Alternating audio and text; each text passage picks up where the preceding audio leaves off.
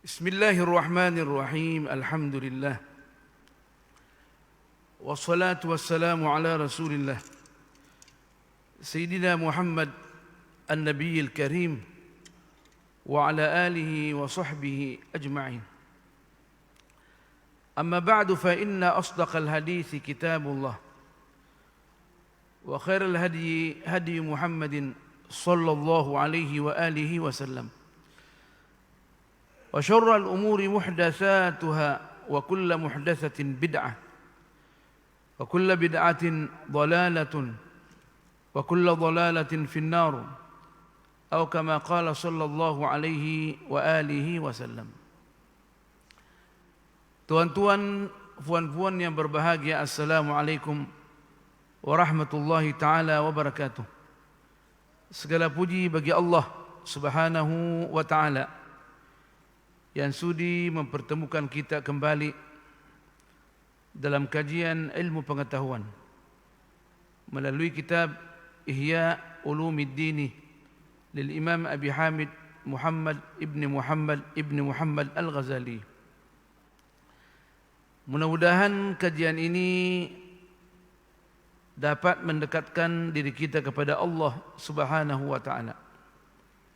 Apalagi kita sekarang ni sementara mengkaji mengenai langkah-langkah yang perlu kita ambil di dalam merealisasikan maqam al-khusyu', ilm al-khusyu'. Bagaimana kita nak khusyuk dalam solat kita. Karena persentage yang kita akan perolehi daripada solat kita mengikut kadar khusyuk kita dalam solat. Kita sudah jelaskan makna khusyuk dan perbezaan antara khusyuk dengan al-khauf, takut kepada Allah Subhanahu wa taala. Kita sudah jelaskan al-khaufu takut secara umum. Al-khusyuk adalah takut zahir dan batin. Naam. Jadi untuk sampai kepada Allah Subhanahu wa taala mestilah kita takut zahir dan batin di dalam melaksanakan ibadah kita, terutama as-salah yang merupakan induk segala ibadah di dalam Islam. As-salah. Makanya itu seseorang bila mana solat dia sempurna, maka sempurnalah segala amalan dia. Naam. Selama kita mengikuti langkah-langkah yang keenam ini yang dijelaskan oleh Al-Imam Al-Ghazali mengikut kajian beliau, dan ini dibuktikan oleh ulama kita. Naam. Dari dulu hingga sekarang ni. Naam. Mengikuti jejak ni daripada Al-Imam Al-Ghazali. Kita sudah jelaskan pada pelajaran yang telah lalu bahawa ada enam langkah-langkah yang perlu diambil. Hudurul qalbi wat tafahhum wat ta'zimu wal haibatu war raja'u wal hayatu. Kita sudah jelaskan secara ringkas. Kita nak kembali jelaskan apa yang dimaksud dengan hudurul qalbi. Waktu kita solat, adanya kita memfokuskan segala perhatian kita terhadap apa yang kita nak lakukan dalam solat. Amalan kita bertolak sesudah kita wudu dengan sempurna dan kita berdiri di hadapan Allah Subhanahu wa taala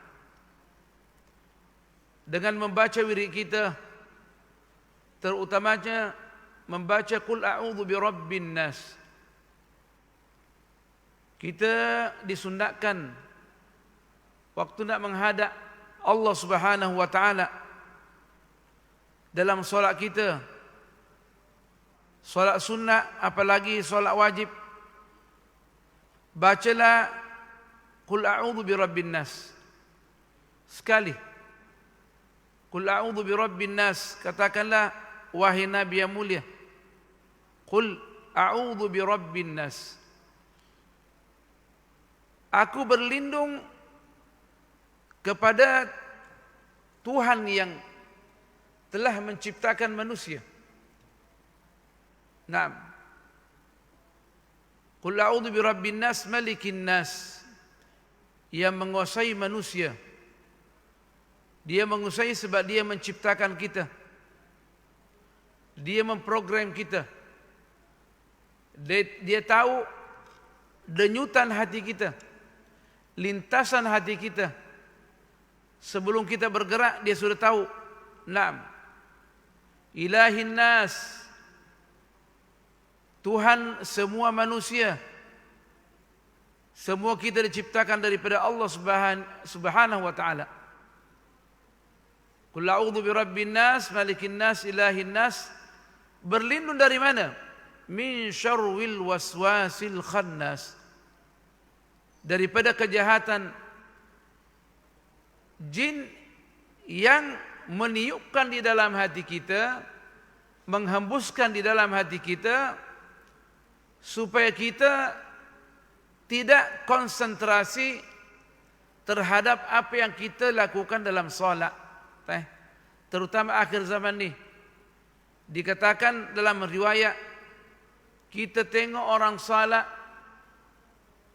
seakan-akan khusyuk, tapi tidak ada pun yang khusyuk. Semuanya perhatiannya kepada dunia. Jadi bagaimana Allah nak terima solat kita? Nah, baca ini insyaAllah.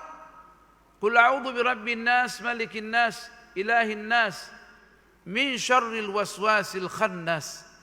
Khannas, jin yang akan selalu menggoda kita dalam hati kita. Kalau kita baca ini, dia mundur. Diletakkan dia punya mulut di hati kita ni. Alladhi yuwaswisu fi sudurin nas, yang menjadikan kita was-was. Kita salat berapa rakaat?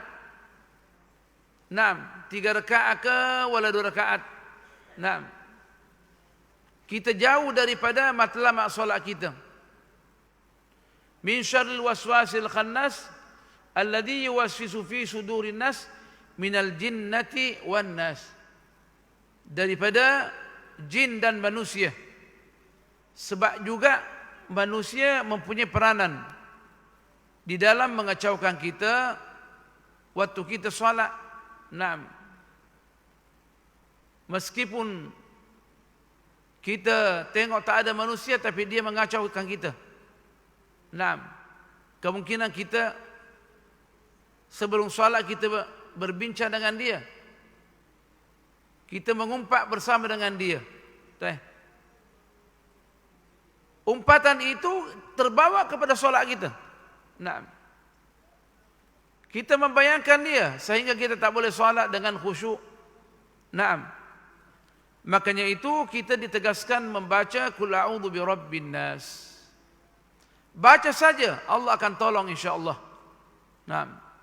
Baca juga Rabbi a'udzu bika min hamazatis syayatin wa a'udzu bika Rabbi an yahdurun. Aku minta kepadamu ya Allah, aku berlindung kepadamu daripada godaan-godaan bisikan-bisikan syaitan. Naam. Dan saya berlindung kepadamu waktu dia hadir. Naam. Nak mempesongkan kita supaya kita jauh daripada Allah Subhanahu wa ta'ala. Kata Imam Ghazali, hadirkanlah hati kita. Naam. Kita ni berada di mana? Makanya itu indahnya mazhab kita, mazhab al-Imam Syafi'i. Naam. Yang mana memberikan langkah-langkah waspada kepada kita sebelum salat. Kita disuruh mengulang-ulang waktu berdiri di hadapan Allah Subhanahu wa taala. Kita menghadirkan niat kita dengan lafaz usolli fardha salati al-jumu'ati atau al-zuhri atau al-asri, naam, atau al-maghribi atau al-isya'i. Kalau kita makmun, ma'muman lillahi ta'ala. Kalau kita imam, imaman lillahi ta'ala. Kita sendiri lillahi ta'ala. Tentunya ini tidak ada di dalam riwayat, sehingga segelintir manusia yang sok pandai dia mengatakan ini bid'ah. Nah, ini bid'ah. Tak ada pun dalam riwayat. Nah, padahal segala apa yang kita lakukan untuk membantu solat kita, nah, atau apa saja, zakat kita, haji kita, nah, supaya kita fokuskan kepada Allah Subhanahu wa taala, itu merupakan benda, bila mana tiada benda itu tak boleh kita laksanakan kecuali benda itu hadir, maka sama ada dia wajib atau sunnah. Nah, sama ada wajib atau dia sunnah. Kita sekarang nak menyampaikan dakwah kita kepada masyarakat, mestilah kita memakai mikrofon. Kita nak salat supaya orang di belakang boleh dengar. Nah, kalau di sini di Malaysia kemungkinan jumlah terhad, di Indonesia berjuta-juta. Bagaimana kita nak menjadikan orang boleh mengikuti kita, mengikuti imam? Tentu memakai mikrofon, tentu kita memakai TV kita untuk melihat imam. Bagaimana kira-kira kalau seandainya di Makkah Al-Mukarramah? Nah, yang bertengkak-tengkak sekarang nih, di Madinah pun. Nah, kalau di bawah bagaimana kira-kira nak mengikuti jejak imam? Apa kita mengatakan itu bid'ah? Karena itu tidak ada di zaman Rasulullah sallallahu alaihi wasallam. Nah, bagaimana kita nak salat? Hotel-hotel di hadapan Makkah Al-Mukarramah, ulama dunia sudah mengiktiraf yang dekat dengan Masjidil Haram sah sembahyang di hotel itu, sebab dia boleh mengikuti pergerakan imam. Nah, lalu lalang depan tu bukan masalah, tapi di Masjidil Haram ini lalu lalang tu di situ kereta tak masuk. Nah, yang dekat-dekat tu. Nah, bukan di situ saja, yang di bawah tu kita tak tengok imamnya. Nah, maka dipatwakan selama kita boleh mengikuti, mengetahui langkah dan gerak imam melalui TV ini dan suara dia, maka sahlah solat kita. Nah, saya banyak dirujuk oleh bahagian-bahagian fatwa ni. Nah, bagaimana sah dah solat? Saya bilang permula dia adalah adanya makmun boleh mengikuti pergerakan imam. Dia bilang alhamdulillah. Takkan kita nak bilang bid'ah? Golongan khawarij ni semua bid'ah. Ini bid'ah. Bid'ah belaka. Nah, air condition bid'ah. Kenapa? Di zaman Rasulullah tidak ada. Padahal itu membantu kita untuk melaksanakan ibadah. Makanya mereka mengatakan ma la yatimmul wajibu illa bihi fahuwa wajib. Nah, selama hal itu yang kita laksanakan, benda itu mesti hadir ada sama kita, tidak sempurna pelaksanaan ibadah kita kecuali dengannya, maka sarana itu adalah wajib. Naam. Wajib. Ini 1 juta, 2 juta. Naam. Nak salat tarawih bagaimana kira-kira? Apakah semua nak bertayak?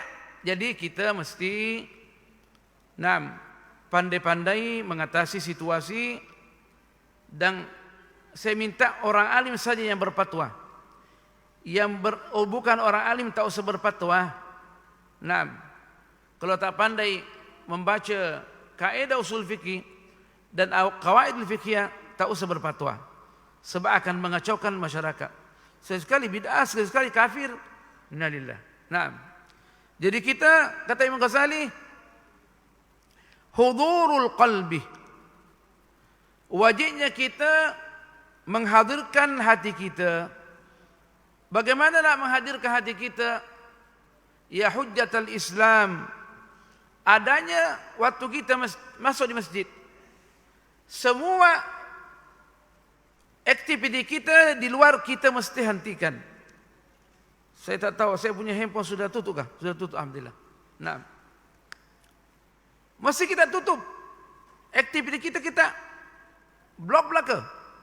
Hanya karena Allah Subhanahu wa taala. Naam. Kita mesti tahu kita nak kerja apa. Kita mesti tahu kita nak cakap apa dengan Allah Subhanahu wa taala. Masuk di istana bawa handphone. Naam. Kalau kita tak ikut peraturan kita akan dihambat. Naam. Ini dengan Allah Subhanahu wa taala. Mestilah kita memfokuskan apa kita nak cakap dengan Allah Subhanahu wa taala. Naam. Nak bercakap kepada dulu yang mulia, tidak tahu apa yang kita cakap, kita akan bermasalah. Bagaimana dengan Allah Subhanahu wa taala? Walillahil matsalul a'la. Makanya itu selalu kita dikasih perbandingan di dalam kehidupan ini. Naam. Supaya kita lebih dekat kepada Allah Subhanahu wa taala. Selalu dalam Al-Quran, walillahil matsalul a'la. Coba tengoklah, naam, perumpamaan kehidupan ini. Naam, supaya kita lebih perhatikan apa-apa yang dapat mendekatkan diri kita kepada Allah Subhanahu wa taala. Usalli fardha salatil jumu'ati raka'ataini ma'muman.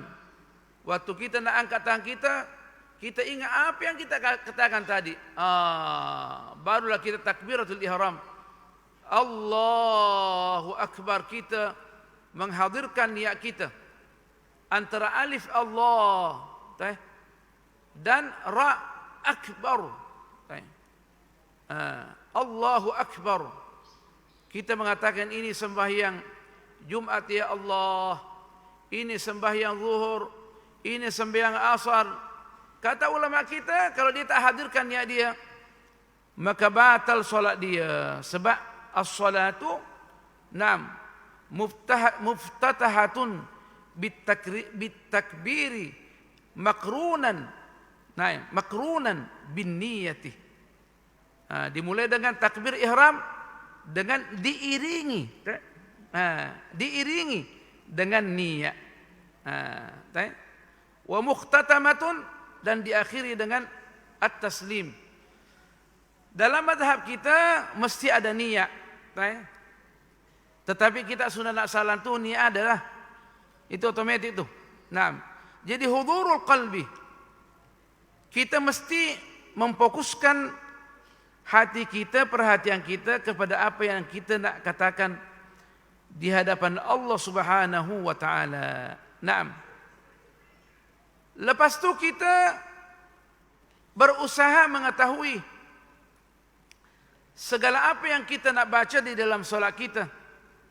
Kata Al-Imam Al-Ghazali at-tafahum, berusaha memahami apa yang kita baca.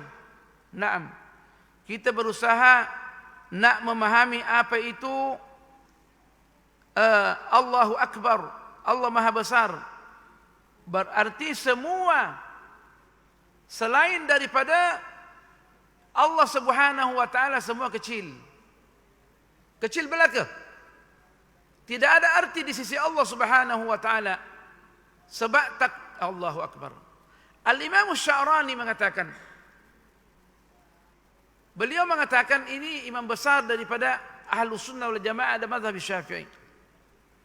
Waktu kita berada di hadapan Allah, nak takbiratul ihram, yakinlah bahwa kita adalah orang yang paling berbahagia, sebab kita telah memenuhi panggilan Allah Subhanahu wa taala, nak masuk di surga Allah ni dengan Allahu Akbar. Allah, indahnya lah dan untungnya lah orang yang berhadapan dengan Allah Subhanahu wa taala. Wallahi kalau saya diundang ke istana, tentulah saya mesti siap-siap. Naam. Apa kira-kira yang saya akan perolehi waktu masuk di istana? Macam-macam. Naam. Macam-macam. Saya biasa kalau dipanggil ke istana, orang bisik. Beb, akan mendapat allowance yang tinggi. Auzubillah. Akan kaya raya. Ini depan Allah Subhanahu wa taala. Bila mana dia terima solat kita, maka kita adalah orang yang paling berbahagia dalam kehidupan ini. Kata Imam Syarani, kita berada di hadapan Allah, kita orang yang paling berbahagia. Naam.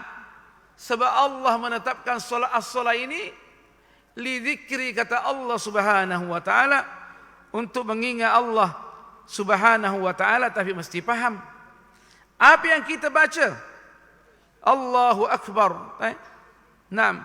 Selepas kita mengatakan Allahu Akbar, kata Imam Ghazali, kata-kata kita mengangkat tangan kita gini, kita seakan-akan menyerah diri kepada Allah. Kita hanya mengharapkan Allah Subhanahu wa taala. Ada begini riwayat. Ada begini. Dua-dua boleh. Kita angkat gini tangan kita. Ya Allah, aku menyerahkan diri kepadamu ya Allah. Allahu Akbar dikatakan. Gerak dan kata-kata kita mesti seiring. Riwayat yang paling banyak adalah daripada bawah nih. Kita sudah menghadap, sudah niat. Naam, usolli fardhu salatil jum'ati raka'ataini imaman, kata makmuman serentak Allahu Akbar. Allah. Kita berada di alam fana, Allah saja. Naam. Baru kita letakkan tangan kita. Naam. Al-Imam Syafi'i mengatakan yang terbaik kita letakkan tangan kita di atas pusat dan di bawah hati kita, di tengah-tengah ni. Naam. Baru setelah itu kita mengatakan Allahu Akbar kabira walhamdulillahi katsira. Allah. Allahu Akbar kabira. Allah sungguh maha besar. Semuanya kecil di dalam kehidupan kita ni. Walhamdulillahi katsira. Segala puji bagi Allah Subhanahu wa taala.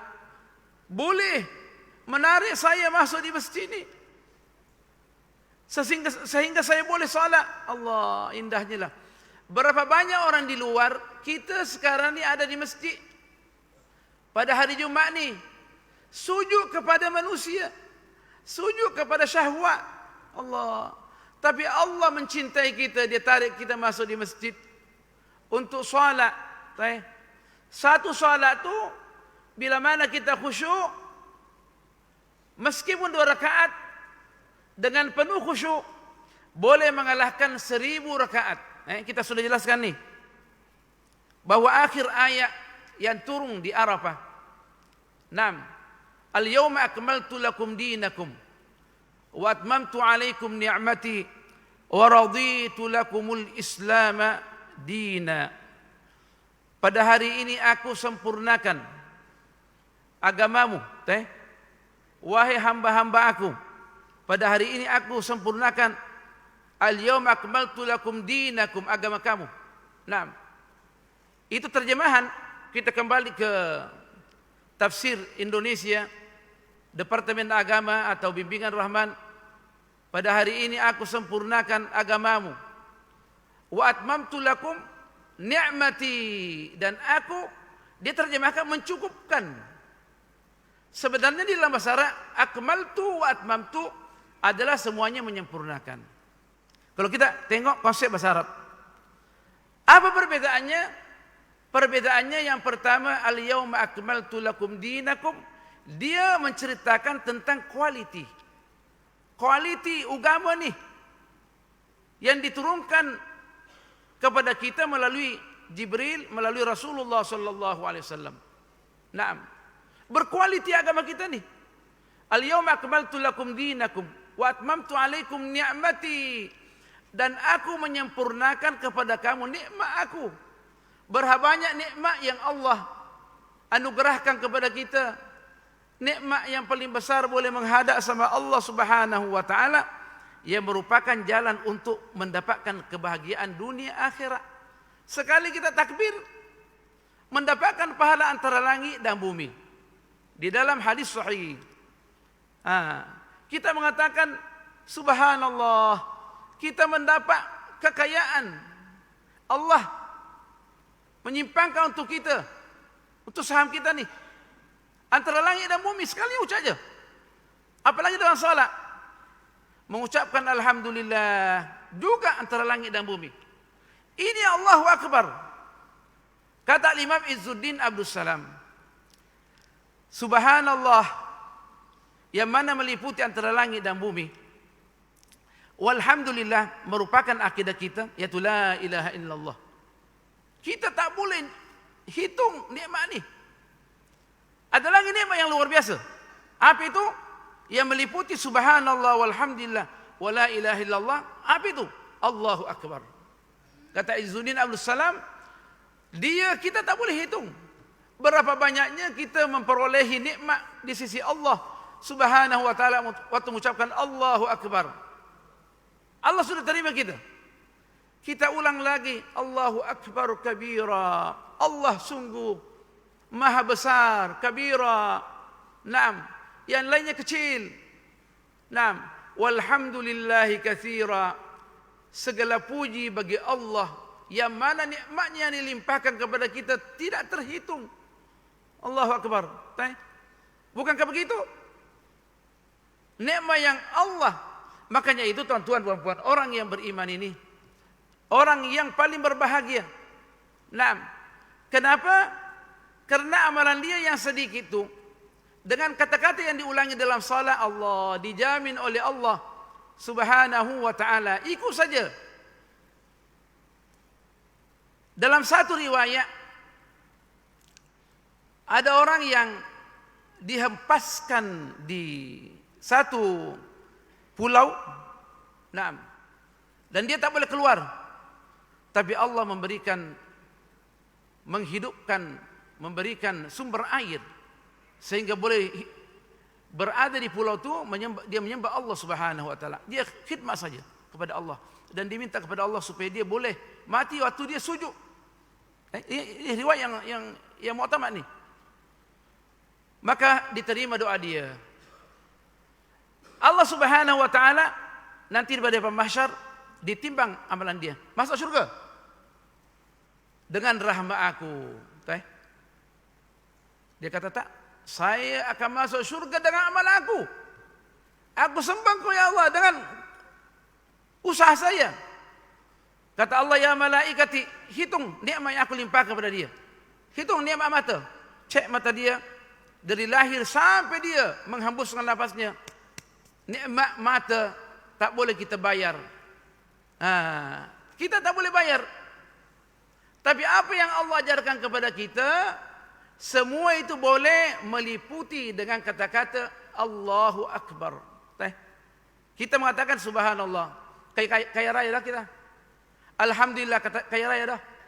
La ilaha illallah, sempurna akidah kita. Apalagi ya Allah, bilanglah Allahu Akbar, maka kita insya-Allah akan memperolehi banyak istana. Banyak istana. Naam. Yang akan menunggu kita. Makanya itu tuan-tuan, walaupun bagaimana kita di dunia ini berusaha nak memperolehi kekayaan dibanding dengan akhirat, kata Rasulullah, la tusawi janaha ba'udah. Naam. Sebab kalau kita menghadap sama Allah, nikmat yang paling besar. Kata Imam Syarani, berbahagialah orang yang boleh, apalagi dia di depan, di belakang imam. Allah, berbahagianya lah dia. Naam. Daripada awal-awal pada hari Jumat dia hadir, Allah bahagianya lah dia. Allah sayang dia. Sebab ini merupakan jalan kewalian adanya kita menjaga solat, apalagi solat berjamaah. Setiap solat berjamaah pergi masjid dapat istana. Balik daripada masjid satu istana dalam hadis. Jadi kalau kita sembahyang 5 waktu selain daripada solat Jumat ni 10 istana. Allah dia boleh mencatat istana tiap-tiap hari 10 dan ditambah dengan amalan lain seperti baca qul huwallahu ahad 10 kali satu istana. Kata Sayyidina Umar, banyaknya ya Rasulullah. Naam. Dianggap hadis ini hadis dhaif. Kajian yang moden mengatakan hadis sahih. Naam. Teh. Kata Sayyidina Umar, banyaknya. Kalau gitu ya Rasulullah, saya nak berbanyak qul huwallahu ahad. Apa kata Rasulullah? Allahu aktsar. Allah punya karunia lebih banyak lagi. Allah boleh mendatangkan syurga. Naam.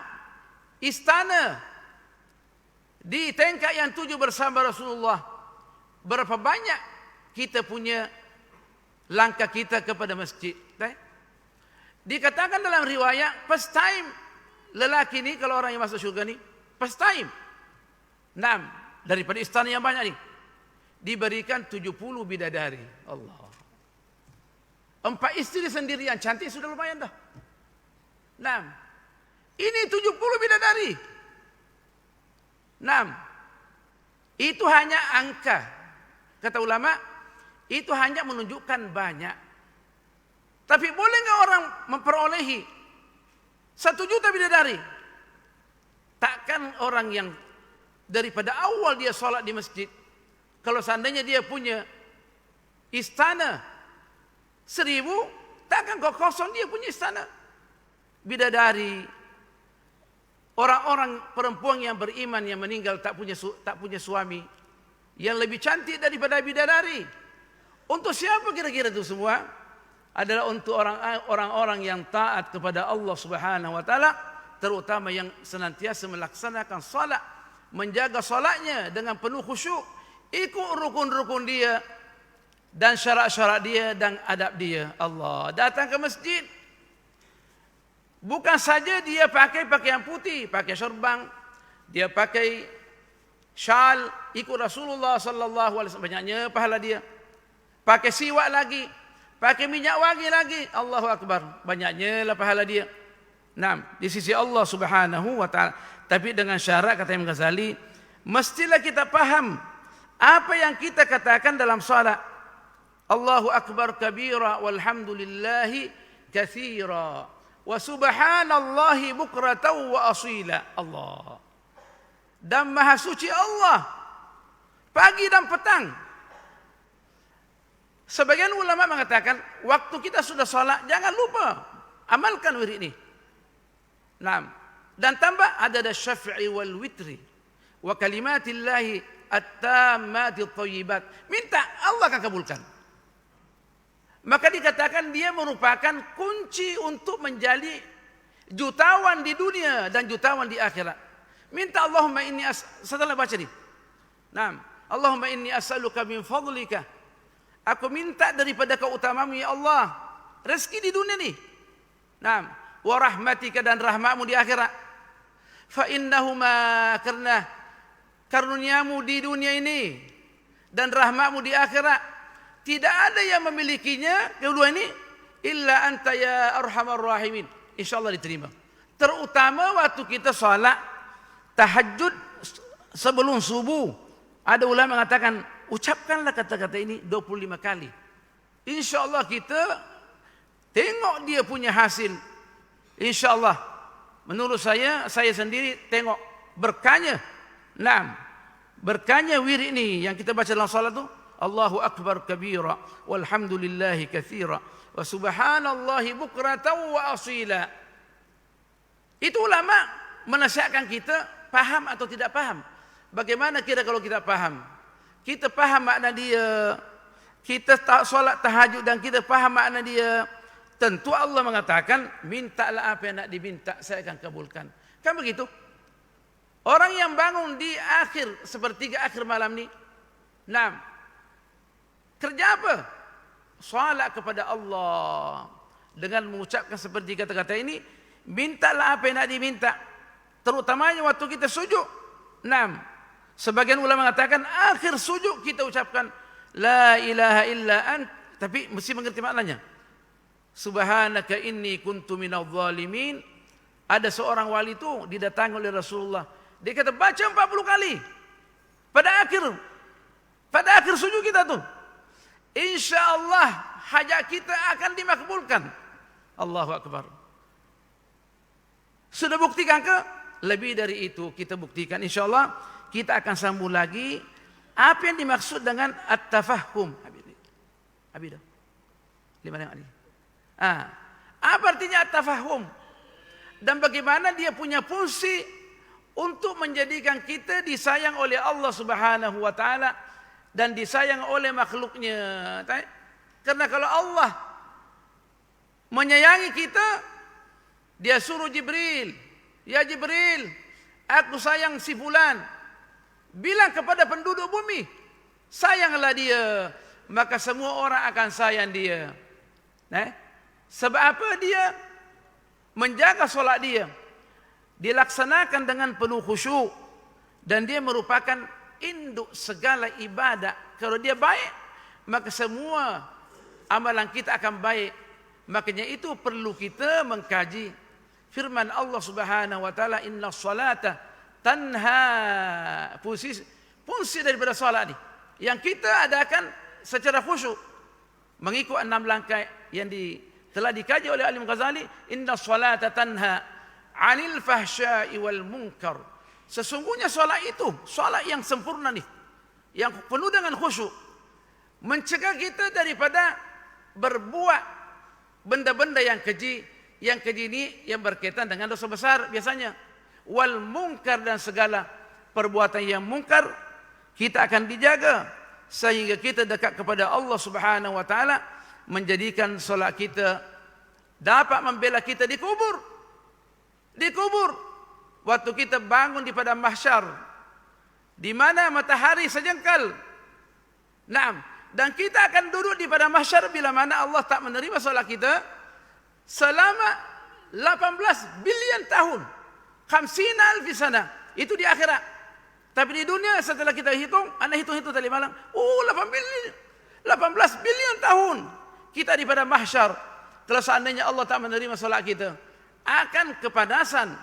Tetapi orang yang insya-Allah yang senantiasa dia khusyuk solatnya, akan menunggu di bawah Arsyur Rahman, lindungan Allah antara zuhur dan asar saja, dengan bergelimpangan nikmat. Orang-orang yang menentang Allah itu sana tuh penuh dengan nikmat. Iya, dia sudah letih salat.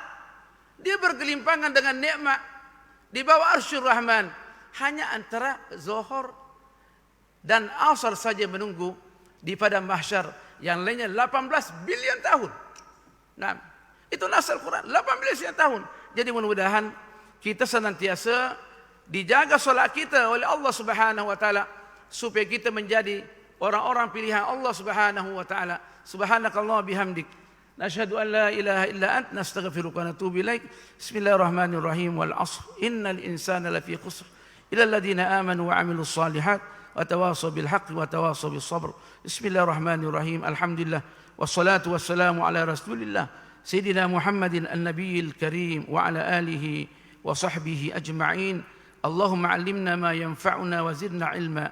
Allahumma faqihna fi din wa 'allimna at-ta'wil wa habibna ila al-muslimin waj'al lana lisana sidqin fil 'alamin. Allahumma ihfaz hadhihi al-baldah Terengganu wa sultanaha wa ra'iyatahu wa sa'ir bilad al-Islam wa sallallahu ala sayyidina Muhammad walhamdulillahi rabbil alamin. Wassalamu alaikum warahmatullahi taala wabarakatuh.